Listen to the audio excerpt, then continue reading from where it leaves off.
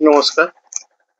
আমাদের আজকের আলোচ্য বিষয়বস্তু সেটা হলো কোয়ান্টাম অ্যানালাইজার 4G মেশিন, যেটার প্রথম পার্টে আমরা বলেছিলাম কার্ডিওভাস্কুলার ও সেরিব্রোভাস্কুলার এই বিষয়। আজকের বিষয় হলো gastro intestinal analysis report card, অর্থাৎ পাচন সম্বন্ধীয় রিপোর্ট কার্ড। তো এই রিপোর্ট কার্ডে প্রথমে আসছে পেপসিন সিক্রেশন। তো পেপসিন সিক্রেশন কি ব্যাপারটা, এটা আমাদের জানতে হবে। এটা হচ্ছে প্রোটিন ডাইজেস্টিভ এনজাইম, মানে প্রোটিনকে পাচন করে যে এনজাইম, সেটা হলো পেপসিন সিক্রেশন। এটা যদি কম হয় সেক্ষেত্রে আমাদের কি সমস্যা দাঁড়াতে পারে? এক্ষেত্রে আমাদের ইউরিক অ্যাসিডের একটা সমস্যা দাঁড়াতে পারে, বডি ইমিউন সিস্টেম কমজোর থাকতে পারে, আর বডিতে উইকনেস আসবে, আর ইনফেকশনের সমস্যা দেখা দেবে, আর রোগ ভোগ লেগেই থাকবে। এইসব সমস্যা যদি পেপসিন সিক্রেশন এটা কম হয়। আর বেশি হলে সেক্ষেত্রে হাইপার অ্যাসিডিটি সমস্যা আসবে, খাওয়ার একদম গলা অব্দি গলায় গলায় হয়ে থাকবে। এই রকম ধরনের একটা সমস্যা হবে যদি পেপসিন সিক্রেশন বেশি হয়। নেক্সট যেটা আছে সেটা হচ্ছে গ্যাস্ট্রিক পেরিস্টালাইসিস ফাংশন কোএফিসিয়েন্ট। এটা হলো পেটের ভেতরে যে খাবারের মুভমেন্টটা সেটা কেমন, এটা বোঝায়। এটা যদি বেশি হয় সেক্ষেত্রে ডায়রিয়া বা লুজ মোশন, আর কম হলে পরে হাইপার অ্যাসিডিটি, পেট ফোলা, বদহজম, গ্যাসের প্রবলেম, কনস্টিপেশন ইত্যাদি ইত্যাদি। নর্মাল হলে ওকে।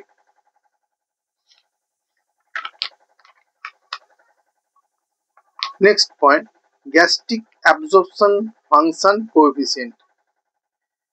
এবারে পেটের ভেতরে যে খাবারটা আমাদের যাচ্ছে সেটা কতটা অ্যাবজর্পশন হচ্ছে খাবারটা, সেটা যদি কম হয় সেক্ষেত্রে নিউট্রিশন প্রবলেম তো হবেই, আর শরীর থেকে কমজোরি আসবে।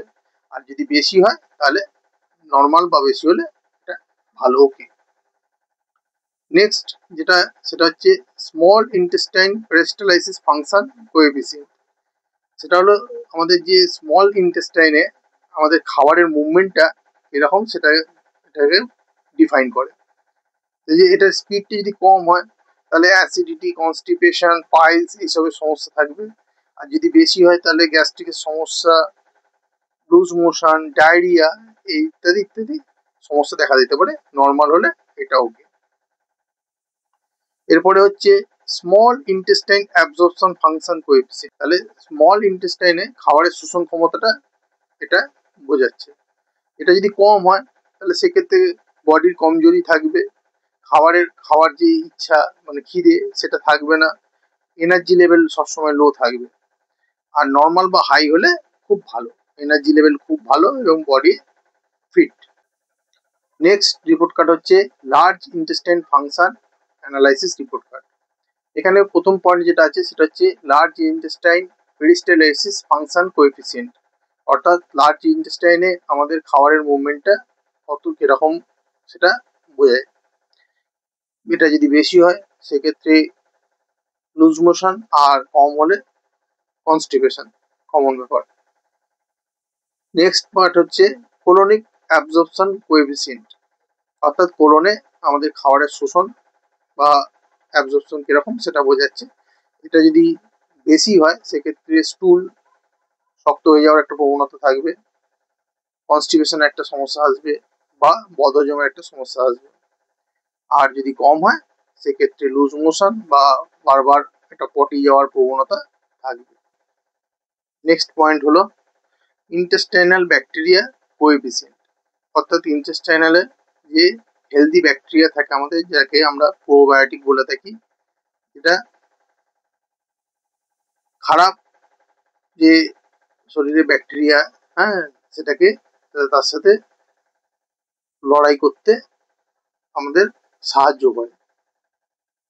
তো এটা যদি কম কম হয় সেক্ষেত্রে আমাদের হজম ক্ষমতা খারাপ হয়ে যাবে, লুজ মোশন হবে, পেটের সমস্যা হবে, লো ইমিউন সিস্টেম দেখা দেবে। আর বেশি হলে অবশ্যই ভালো। পরিমাণ সাধারণত আমাদের 1.5 কেজি মতন হয়।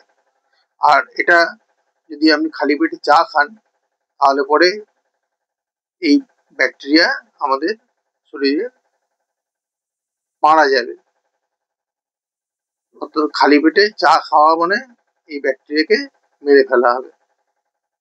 আর এই ব্যাকটেরিয়াকে বাঁচিয়ে রাখার যে সুষম তালিকা সেটা হচ্ছে খিচুড়ি, ডালিয়া, টক দই, ডাবের জল বা হলুদ গোলা যে জল, কাঁচা হলুদ আমরা গুলে যদি সে জলের মধ্যে দিয়ে সেটা সেবন করতে পারি, এটা খুব ভালো রেজাল্ট। নেক্সট হচ্ছে ইন্টেস্টাইনাল প্রেসার কোএফিসিয়েন্ট। আমাদের যে খাবার খাই সেই খাবারটার মুভমেন্টটা আমাদের মেনটেন করে ইসোফেগাস বা ডায়াফ্রাম। অর্থাৎ ও মেসেজ পাঠায় ব্রেনকে, যদি ফাইবার জাতীয় খাবার আমাদের কম খাওয়া হয় তাহলে সেক্ষেত্রে ও এই খাবারের যে পাসিং মুভমেন্টটা এটাকে বাড়িয়ে দেয়।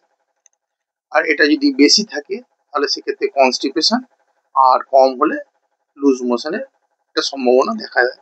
নর্মাল হলে বেটার। এই হচ্ছে অল ওভার গ্যাস্ট্রোইন্টেস্টাইনাল আর লার্জ ইন্টেস্টাইনাল অ্যানালাইসিস রিপোর্ট কার্ডের বিষয়বস্তু। এবার আমরা আসছি আমাদের কোম্পানির যে সাপ্লিমেন্ট, যেগুলো এই ধরনের পেটের সমস্যায় আমাদের খুব উপকারী এবং আমাদের রেজাল্ট খুব ভালো দেবে।